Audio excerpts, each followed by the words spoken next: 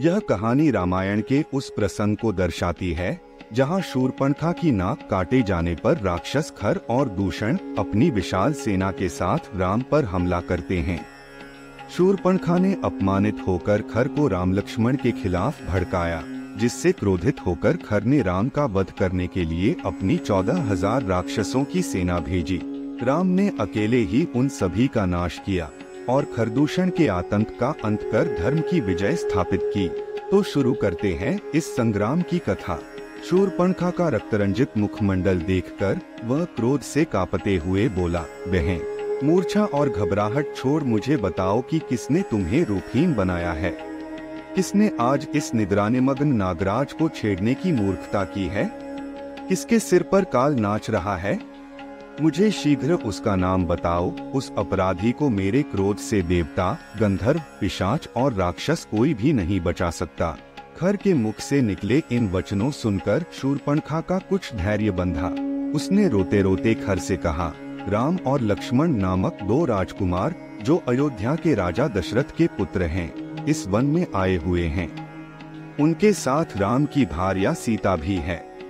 वे दोनों ही बड़े सुंदर, पराक्रमी और तपस्वी प्रतीत होते हैं। जब मैंने उनसे राम की पत्नी के विषय में पूछा तो वे चिढ़ गए और उनमें से एक ने मेरे नाक कान काट लिए। भैया, तुम शीघ्र उन्हें परलोक भेजकर उनसे मेरे अपमान का प्रतिशोध लो। मेरे हृदय को शांति तभी मिलेगी जब मैं उन तीनों का गरम गरम रुधिर पी लूंगी। तत्काल ही खर ने अपनी सेना के 14 यमराज के समान भयंकर योद्धा एवं पराक्रमी राक्षसों को आज्ञा दी कि शूर्पणखा के साथ जाकर उन तीनों का वध करो। मेरी बहन को वहीं उनके शरीर का गरम गरम रक्त पिलाकर इसके अपमान की ज्वाला को शांत करो। खर की आज्ञा पाते ही वे राक्षस भयंकर अस्त्र शस्त्रों से सुसज्जित होकर राम, लक्ष्मण तथा सीता का वध करने के लिए शूर्पणखा के साथ चल पड़े। शूर्पणखा के साथ इस राक्षस दल को देखकर राम लक्ष्मण से बोले, लक्ष्मण, तुम सीता के पास खड़े होकर उसकी रक्षा करो। मैं अभी इन राक्षसों को मारकर यमलोक भेजता हूँ। इसके पश्चात राम धनुष पर प्रत्यंचा चढ़ाकर बाण संभालकर उन राक्षसों से बोले, दुष्टों, हम लोग तपस्वी धर्म का पालन कर रहे हैं और किसी निर्दोष पर कभी वार नहीं करते। तुम सब पापात्मा तथा ऋषियों का अपराध करने वाले हो। उन ऋषि मुनियों की आज्ञा से ही मैं धनुष बाण लेकर तुम लोगों का वध करने आया हूँ।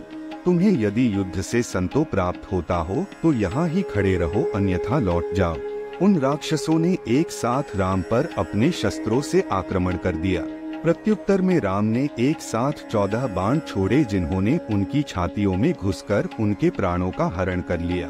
वे भूमि पर गिरकर तड़पने लगे और मृत्यु को प्राप्त हुए। सभी राक्षसों के इस प्रकार मर जाने पर शूर्पणखा रोती बिलखती खर के पास जाकर बोली, उन सब राक्षसों को अकेले राम ने ही वध कर डाला। वे सब मिलकर भी उसका कुछ न कर सके।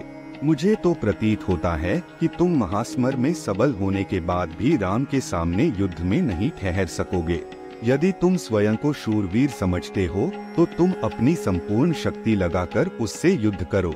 यदि तुमने शत्रुघाती राम का वध नहीं किया तो मैं तुम्हारे समक्ष ही आत्महत्या करके अपना प्राण त्याग दूंगी। शूर्पणखा के द्वारा इस प्रकार तिरस्कृत होने पर खर ने क्रोधित होकर कहा, शूर्पणखे, तू व्यर्थ ही भयभीत होकर आत्महत्या करने का प्रलाप कर रही है। मैं तत्काल जाकर उन दोनों भाइयों का वध कर डालूंगा। मेरे समक्ष उनका तेज वैसे ही है जैसे कि सूर्य के सामने जुगनू। तो अकारण चिंता करना त्याग दे। शूर्पणखा को सांत्वना देकर खर अपनी विशाल सेना, जिसमें 14 सहस्त्र विकट योद्धा थे, को साथ लेकर राम से संग्राम करने के लिए तीव्र गति से चला। विशाल सेना के साथ खर को आते देखकर राम ने लक्ष्मण से कहा, महाबाहो, ऐसा प्रतीत होता है कि राक्षसराज अपने पूरे दलबल के साथ चला आ रहा है। आज आर्य और अनार्य के मध्य संघर्ष होगा और निसंदेह आर्य की विजय होगी।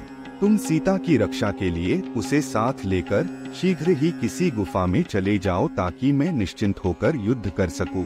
लक्ष्मण ने तत्काल अपने अग्रज की आज्ञा पालन किया। वे सीता को लेकर पर्वत की एक अंधेरी कंदरा में चले गए। अभेद्य कवच धारण करके राम युद्ध के लिए तैयार हो गए। देवता, यक्ष, किन्नर, गंधर्व आदि सभी राम के विजय के लिए परमात्मा से इस प्रकार प्रार्थना करने लगे कि हे त्रिलोकीनाथ, वीर पराक्रमी रामचंद्र को इतनी शक्ति प्रदान करो कि उनके हाथों गौ, ब्राह्मणों तथा ऋषि मुनियों को अनेक प्रकार से कष्ट देने वाले राक्षसों का नाश हो सके। राक्षसों की सेना ने राम को चारों ओर से घेर लिया तथा आक्रमण की तैयारी करने लगे।